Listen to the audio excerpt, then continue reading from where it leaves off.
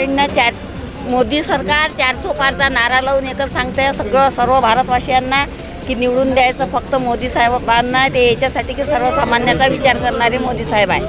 अबकी बार 400 पार सब करेंगे, झामल झामल चुन के आएगा कमल कमल। या ठिकाणी आपण पाहतोय आपल्यासोबत काही भाजपाचे कार्यकर्ते देखील आहेत। मला सांगा की आज तुम्ही नरेंद्र मोदी यांच्या सभेला आलात, तुम्हाला काय वाटतं की या ठिकाणी कुणाची सत्ता यायला पाहिजे आणि कुणाची सत्ता येईल? 2014 पूर्वी देशात जी सरकार होती त्या सरकारने ज्या मूलभूत गरजा होत्या सामान्य नागरिकांच्या, त्या गरजा पूर्ण करण्यात ती सरकार अपयशी होती।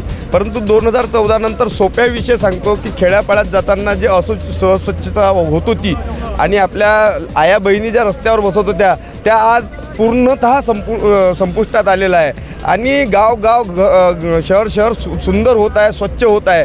आणि मोदीजींचं काम हे शेवटच्या घटकापर्यंत म्हणजे अंत्योदयापर्यंत पोहोचत आहे। मला असं वाटते की मोदीजी शिवाय या देशाला दुसरा कोणी पर्याय नाही।